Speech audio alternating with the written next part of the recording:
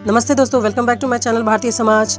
तो आज हम जानेंगे हिंदू सामाजिक संगठन के परंपरागत आधार का संगठनात्मक आधार का मौलिक विशेषताएं। संगठनात्मक आधार पर उपयुक्त दार्शनिक आधारों के अनुरूप भारतीय समाज को संगठित करने के उद्देश्य से यहाँ कुछ ऐसी सामाजिक व्यवस्थाओं को निर्मित किया गया जो व्यक्ति और समाज दोनों के सर्वगीण विकास में योगदान देने की दृष्टि से महत्वपूर्ण है। इन्हें ही भारतीय समाज के संगठनात्मक आधारों के नाम से जाना जाता है। जैसे वर्ण व्यवस्था। वर्ण व्यवस्था भारतीय सामाजिक संगठन की आधारशिला के रूप में है। यहाँ आर्थिक आधार के बजाय व्यक्ति के गुण तथा स्वभाव के आधार पर समाज को 4 वर्णों ब्राह्मण, क्षत्रिय, वैश्य एवं शूद्र में विभाजित किया गया था। प्रत्येक वर्ण के अधिकार, दायित्व और व्यवसाय एक दूसरे से भिन्न थे। प्रत्येक व्यक्ति के लिए यह आवश्यक था कि वह अपने वर्ण धर्म के अनुरूप कर्तव्य का पालन करे। वर्ण व्यवस्था के अंतर्गत ब्राह्मण वर्ण की स्थिति सबसे ऊंची थी, परंतु इस व्यवस्था के प्रारंभ में जन्म पर आधारित नहीं होकर गुण तथा स्वभाव पर आधारित होने के कारण व्यक्ति का वर्ण परिवर्तन संभव था।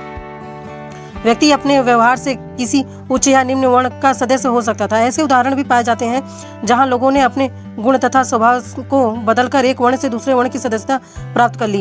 यद्यपि वर्ण व्यवस्था में मुक्त प्रणाली की कुछ विशेषताएं अवश्य पाई जाती हैं, परंतु व्यवहार के रूप में वर्ण परिवर्तन उतना आसान नहीं था जितना साधारणतः समझा जाता है। समाज में विभिन्न कार्यों की समुचित व्यवस्था की दृष्टि से वर्ण व्यवस्था का भारतीय समाज के आधार के रूप में विशेष महत्व था। आश्रम व्यवस्था। वर्ण व्यवस्था का उद्देश्य समाज के जीवन को और आश्रम व्यवस्था का उद्देश्य व्यक्ति के जीवन को संतुलित एवं संगठित बनाए रखना था। आश्रम व्यवस्था के माध्यम से व्यक्ति के जीवन में भोग त्याग दोनों के महत्व को स्वीकार किया गया। इस व्यवस्था के अंतर्गत व्यक्ति की आयु को 100 वर्ष मानकर उसे 25 वर्ष के 4 भागों में विभाजित किया गया, जिनमें से प्रत्येक को एक आश्रम कहा गया।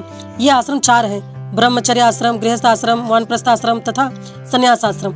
अपनी आयु के प्रथम 25 वर्ष ब्रह्मचर्य आश्रम में बिताकर व्यक्ति अपने व्यक्तित्व का विकास करता था, अपने आप में सद्गुणों को विकसित करता था, शारीरिक, मानसिक और बौद्धिक दृष्टि से अपने को सबल बनाता था। फिर वह विवाह संस्कार द्वारा गृहस्थ आश्रम में प्रवेश करता था, जहाँ वह धर्म की मर्यादा के अनुरूप अर्थ और काम का उपभोग करता था, धन कमाता और अपनी काम इच्छाओं की पूर्ति करता हुआ संतान उत्पत्ति करता। वहाँ वह प्रतिदिन पंच महायज्ञ करता हुआ समाज के अन्य सदस्यों एवं पशु पक्षियों तक के प्रति अपने कर्तव्य का पालन करता। 50 वर्ष की आयु प्राप्त कर लेने पर वानप्रस्थ आश्रम में प्रवेश करता। वह परिवार की सीमा से बाहर निकलकर संपूर्ण समाज के कल्याण हेतु कार्य करता। वह ज्ञान का प्रसार और समाज की सांस्कृतिक परंपराओं की एक पीढ़ी से दूसरी पीढ़ी को हस्तांतरित करता तथा योग्य व्यक्तियों के निर्माण में योग देता। आध्यात्मिक चिंतन में अपने आप को लगा देता। 75 वर्ष की आयु प्राप्त करने पर वह संसार से विरक्त होकर संन्यास आश्रम में प्रवेश कर अंतिम पुरुषार्थ मोक्ष प्राप्ति का प्रयत्न करता। इस प्रकार आश्रम व्यवस्था के माध्यम से व्यक्ति अपने जीवन काल में 4 पुरुषार्थों यानी धर्म, अर्थ, काम और मोक्ष को प्राप्त करने की दिशा में आगे बढ़ता। जाति व्यवस्था। भारतीय सामाजिक संगठन के एक महत्वपूर्ण आधार के रूप में जाति व्यवस्था का महत्व रहा है। भारतीय समाज हजारों ऐसे जातीय और उपजातीय समूहों में बांटा है जिनकी सदस्यता का आधार व्यक्ति के गुण एवं स्वभाव नहीं होकर जन्म है। भारतीय समाज में कालांतर में स्तरीकरण के आधार के रूप में कुछ गुण स्वभाव का स्थान जन्म ले लिया। परिणाम यह हुआ कि वर्ण व्यवस्था जाति व्यवस्था के रूप में बदल गई। प्रत्येक वर्ण में जाति बढ़ती गई और जाति की सदस्यता पूर्णतः जन्म पर आधारित हो गई। यद्यपि वर्ण परिवर्तन तो फिर भी संभव था, परंतु एक जाति की सदस्यता छोड़कर किसी अन्य जाति में पहुंचना प्राय असंभव था। धीरे धीरे एक ही वर्ण के विभिन्न जातियों तक में उच्च नीच की भावना पनपने लगी। उच्च जातियों को अनेक विशेषाधिकार प्राप्त रहे हैं, तो निम्न जातियों को कुछ नियोग्यताओं से पीड़ित रहना पड़ा है। जाति व्यवस्था के अंतर्गत प्रत्येक जाति ने अंतर्विवाह की नीति को अपनाया। प्रत्येक जाति की अपनी जातीय पंचायतें भी रहती हैं, जो जाति से संबंधित नियमों का पालन नहीं करने वालों को कठोर दंड देती है।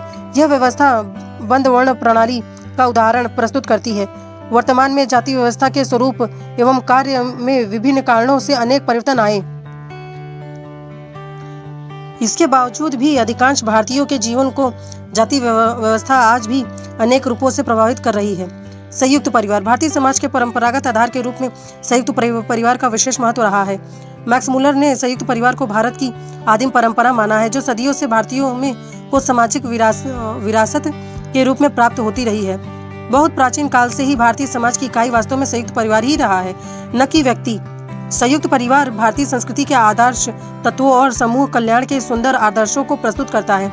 एक संयुक्त परिवार उन लोगों का एक समूह है जो साधारणतः एक ही मकान में साथ साथ रहते हैं, एक ही रसोई में बना हुआ भोजन करते हैं, सभी परिवार की आय का सम्मिलित रूप से उपभोग करते हैं, सभी संपत्ति के संयुक्त स्वामी होते हैं तथा सभी सामान्य पूजा या धार्मिक क्रियाओं में भाग लेते हैं। इसमें साधारणतः 3-4 पीढ़ियों के रक्त संबंधित होते हैं। यद्यपि कुछ ऐसे सदस्य भी होते हैं जो रक्त संबंधित नहीं होते हैं। संयुक्त परिवार का एक कर्ता होता है जिसकी आज्ञा का पालन अन्य सभी सदस्य करते हैं। संयुक्त परिवार जातिगत नियमों के पालन एवं परंपरागत आदर्शों के अनुरूप कार्य करने का विशेषतः प्रयत्न करता है। उपयुक्त विवेचन से स्पष्ट है कि भारतीय समाज के कुछ ऐसे परंपरागत आधार हैं जिन्होंने समाज में समन्वयकारी प्रवृत्तियों के विकास में योगदान दिया। इन आधारों ने व्यक्ति की उन्नति के साथ साथ समाज के विकास में भी सहायता पहुंचाई। भारतीय सामाजिक व्यवस्था से संबंधित उपयुक्त बातों से व्यक्ति को समन्वित जीवन व्यतीत करने हेतु प्रोत्साहित किया गया। उसे यह सोचने और समझने में सहायता प्रदान की कि वह केवल स्वयं के लिए नहीं जीता, उसका एकमात्र उद्देश्य रोटी, कपड़ा और मकान नहीं, वह यहाँ जानता है कि इस जीवन के आगे भी कुछ है। वो आत्मा की अमरता, कर्मवाद और पुनर्जन्म के सिद्धांत पर विश्वास करता है, पंच महायज्ञों की धारणा पर जोर देता है तथा पुरुषार्थ के सिद्धांत के रूप में लक्ष्यों की प्राप्ति करता है या प्रयत्न करता है। यहाँ तक सुनने के लिए धन्यवाद। फिर मिलते हैं कल।